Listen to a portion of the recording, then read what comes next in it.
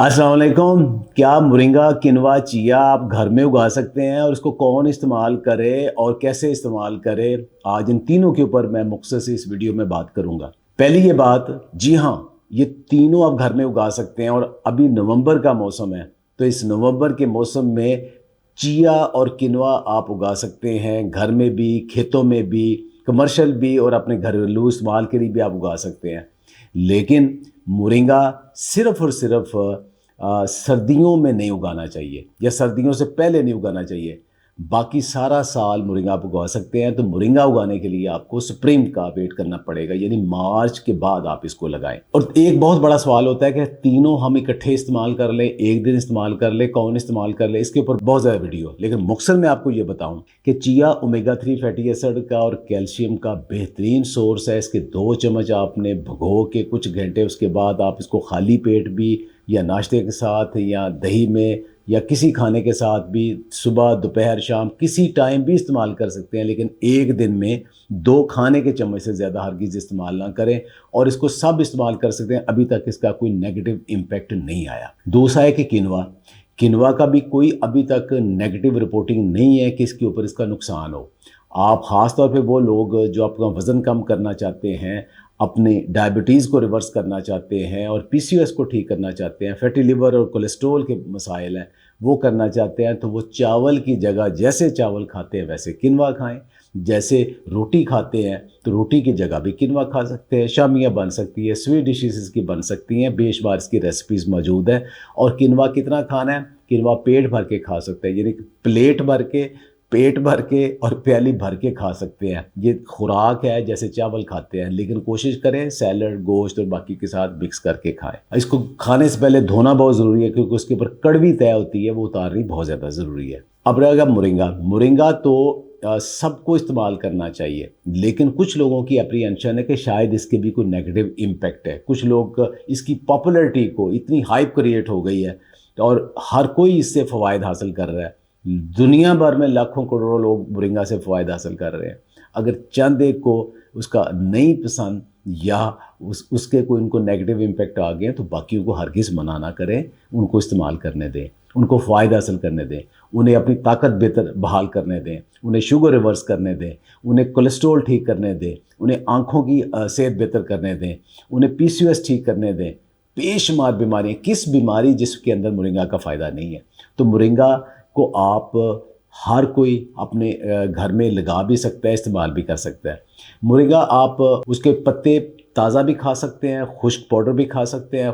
ताज़ा एक मुट्ठी भर रोज़ाना आप चटनी में या ऐसा सलाद के अंदर या वैसे ही चबा के आप खा सकते हैं। अगर आप खा सकते हैं तो उसका टेस्ट इतना अच्छा नहीं होता।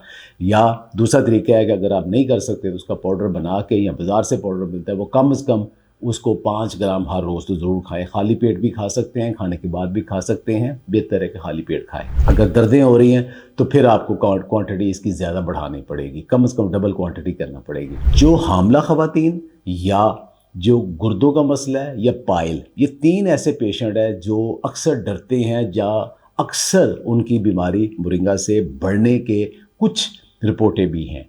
तो कैसे है कि जिनको पाइल है वो मोरिंगा ना इस्तेमाल करें। जिनको प्रेगनेंसी है, मैं एहतियातन उन्हें कहता हूँ कि प्रेगनेंसी के दौरान ना करें, लेकिन प्रेगनेंसी से पहले भी माँ बच्चे को दूध पिलाती तब तो लाजमी इस्तेमाल करें, उसका कोई नुकसान नहीं है। और जिन लोगों को गुर्दों के मसाइल है वो एहतियात करें, मोरिंगा ना ही इस्तेमाल करें। बाकी हर कोई मोरिंगा इस्तेमाल कर सकता है। अच्छा, अब ये तीनों चीज़ें, अगर कोई ये सोच रहा है कि आप गमलों में उगा लेंगे, ट्रेयों में उगा लेंगे, तो नहीं। ये तीनों को धूप चाहिए, तीनों को ज़मीन चाहिए। ये गमलों, छतों पे उगाने वाले पौधे नहीं हैं। मोरिंगा अगर बहुत बड़ा आपके पास गमला है तो फिर आप उसमें छत के ऊपर या जहाँ धूप पड़ती हो तब उगा सकते हैं। वगरना घर के बाहर अगर आपकी क्यारी है तो घर से कम 5 फुट का फासला दीवार से होना चाहिए।